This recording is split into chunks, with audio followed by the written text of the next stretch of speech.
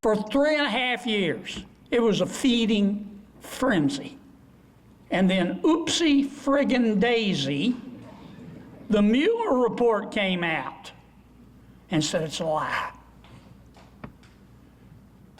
And we're going to get to the bottom of how it all started. And I don't know. But more and more of the formerly classified, now unclassified documents are coming out. And it's not pretty for Mr. Brennan or Mr. Comey or some of these other cast of characters. Well, folks, that's great. Thank you. Thank you for having me. God bless you. Senator, I don't know where to start. You answered so many questions up there, but I guess I could play off of some of the local stuff as far as Go Mesa monies and flood insurance and all. If the big, beautiful bill wouldn't have passed, what would this room, you were able to peruse the room and see who was in this room, what would it have done to the local economy? Well, if we hadn't have passed the one big, beautiful bill, it would have tanked the Louisiana economy, our economy down the bayou, and the American economy.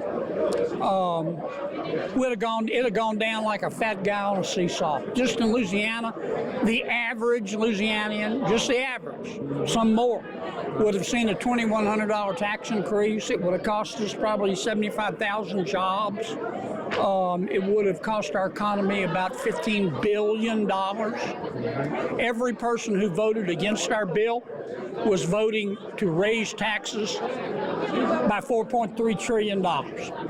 So, but the good news is we passed it. We passed it by one vote, but we got it passed, and we worked on it for 2 months, and I'm really happy. I know you spoke about the flood insurance issue, and people in this area are really reeling. They're having a lot of them have relocated from Terrebonne to Lafourche, and I know you're working on it, but will we see any kind of relief pretty soon? Well, look, flood insurance costs too much. What good does it do for the federal government to offer us flood insurance if nobody can afford it? That's just stupid.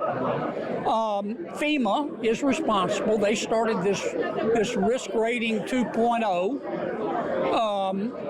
I have a bill that we're drafting now, along with Senator Scott, Senator Rounds, Senator Cassidy, which will go through the banking committee, on which I sit on, to try to reform it and fix it. But there's no guarantee I can pass it. To pass it, I've got to get 60 votes in the Senate, which means I've got to convince every Republican and 10 of my Democrats. And the problem, Martin, is that a lot of states, they don't flood.